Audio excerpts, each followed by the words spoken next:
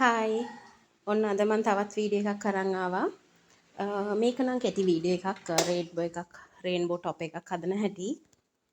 මේකෙදි මට ඔයගොල්ලන්ට විශේෂ ටිප් එකක් ෂෙයා කරගන්න අවශ්‍ය වුණා. ඒකයි මම ඇත්තටම මේ රෙකෝඩ් කරන්නේ.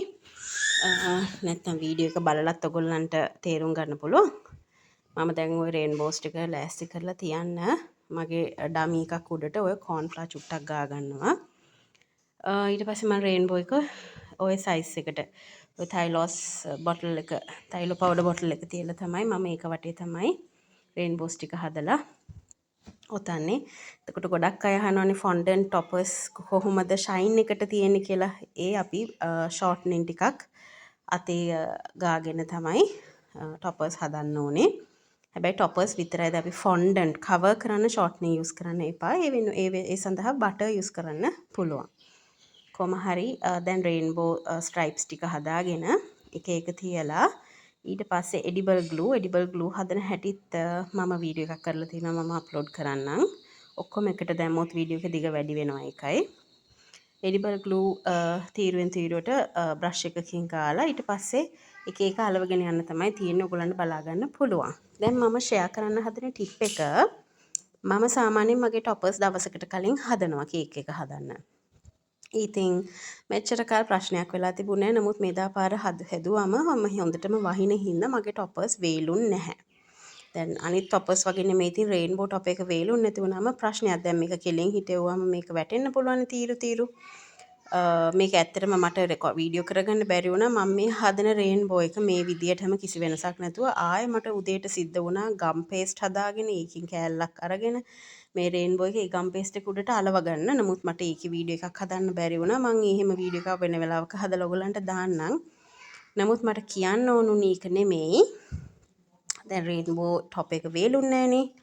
මම කරේ oven එක කේක් එක බේක් කරලා වුණාට පස්සේ හීට් එක අඩු කරලා oven එකට මේ ඩමි එකෙන් ගලවලා ඔයිල් පේප් එකක් උඩින් තියලා oven එකට විනාඩි 5කට විතර දාලා ගත්තා. ඒ එළියට ගත්තාම රේන්බෝ ටොප් එක ගොඩාක්ම සොෆ්ට් අල්ලන්න එපා. ඊට පස්සේ මම එක ෆෑන් එකක් යටින් තිබ්බා. ෆෑන් එකක් යටින් තියලා විනාඩි 5-10 යනකොට ඒක හොඳටම හයි වුණා. ඉතින් ඒක තමයි දෙන්න තියෙන වටිනම ටිප් එක. ටොපර්ස් හයි වෙන්නේ නැත්තම් ඔන්න ඔය ක්‍රමය අපිට කරන්න පුළුවන්.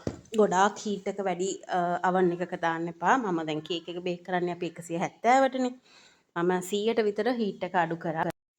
ඔන්න මම එඩිබල් ග්ලූ හදන විදියත් මේ වීඩියෝ එකට ඇටච් කරා. එතකොට ඔයගොල්ලන්ට ඒක ආය හොය යන්න ඕන නැති නිසා.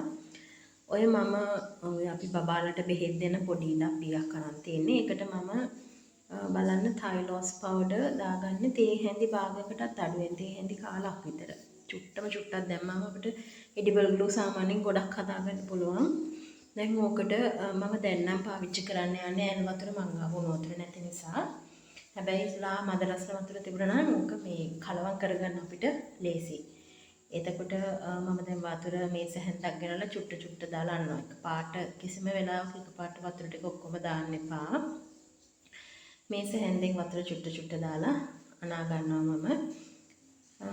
එතකොට ඔයගොල්ලෝ බලන්න අන්තිමට ඔක කොහොම හරි අර අපේ ගම් එකක් වගේ එනකන් වතුර චුට්ට දදා අනා ගන්න තමයි තියෙන්නේ. අන්න විනාඩි 10ක් 20ක් විතර තියාගත්තාම ඔක හරි අර ගම් එකක් විදියටම පදම එනවා. මම දැන් අද හදාගත්ත ටික ඇත්තටම මම පාවිච්චි කළේ වෙලලා ආයේ මේ හොඳට එයාටයිට් බොටල් එකක දාලා ඔය චූටි බේකින් පවුඩර් ඩප්පි එහෙම ගෙනාවම ඉවර වෙච්ච උනාම මම හොදලා වෙල්ලා අරන් තියාගන්නවා මේ වගේම දාන්න. ග්ලූ ටික ඒකේ දාලා අපිට අරන් තියාගන්න පුළුවන්. කොහොම හරි හොඳට අනා ගන්න. දැන් ඔච්චර අමාරු නැහැ මේ පොඩ්ඩක් වතුර රස්නෙට තිබුණා නම්. මට ඉතින් ඒ වෙලාවේ රස්න වතුර තිබුණේ නැහැ. ඉතින් මාත් සාමාන්‍ය වතුරෙන් හැදුවා. ඒත් ග්ලූ එක හොඳට එනවා. ඉතින් හරි පොඩ්ඩක් අනන්න තියෙන අමාරුව තමයි.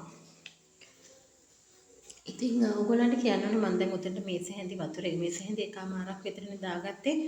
උතනින් ඕක නතර කළා මගේ වැඩේ ඔක්කොම කරලා ඉවරනාට පස්සේ ඊගව දවසේ ආයෙ පාවිච්චි කරනකොට ඕකට මම තව වතුර චුට්ටක් දාගෙන කලවම් කරගත්තා. මොකද වතුර මදි වෙලා තිබුණා. ඉතින් මේ පදම බල අපේ සාමාන්‍ය ගම් එකක් වෙනකන් වතුර දාලා හොඳට අනා ගන්න. එච්චරයි. හරිම ලේසි.